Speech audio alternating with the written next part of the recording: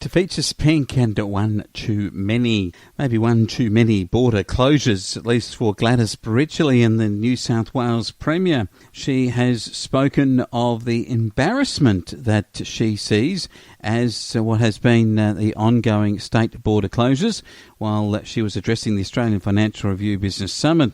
She called for more courage from states and territories as the vaccine roll out reduced risk, according to her. There was absolutely no reason for closing internal borders within Australia. The only time New South Wales did that was when Victoria had in excess of 180 cases per day, and because we have 55 checkpoints between our two borders, said Ms Berejiklian.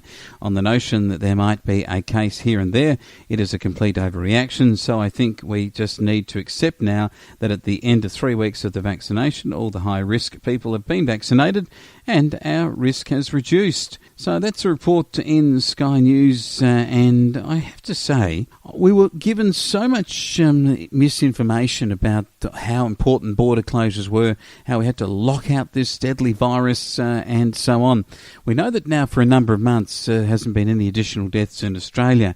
There have been a number of cases that have come in via the airlines usually, as they've been then quarantined, and then we've been able to get control of that. And Ms Berejiklian, to her credit and her government's credit in New South Wales, when they did have some outbreak of coronavirus cases in the Northern Beaches and also around Auburn in the central west of Sydney, they were able to take suburbs down and leave the rest of the state, its regional areas in particular, making the products, producing the agricultural things and manufacturing and so on that needed to be done to keep the state moving in the right direction and for the balance of payments to be made. I mean, you can't shut the economy down like we were in the early stages of this. I mean, fear overcome most politicians, and to some degree I can understand their knee-jerk reaction, but this from Gladys Berejiklian would seem to indicate that they got it wrong. At least she thinks they got it wrong.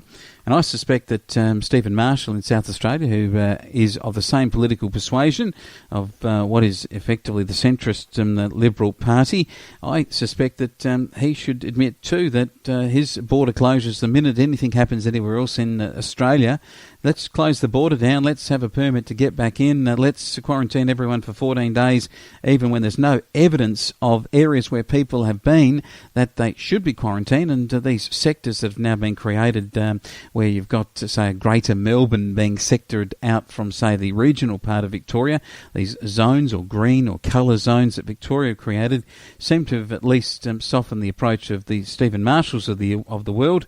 But ultimately, I think that they've got it wrong. And Gladys Berejiklian says it defies logic. And I think she's right. And I don't think there's too many people across regional Australia who would disagree with her.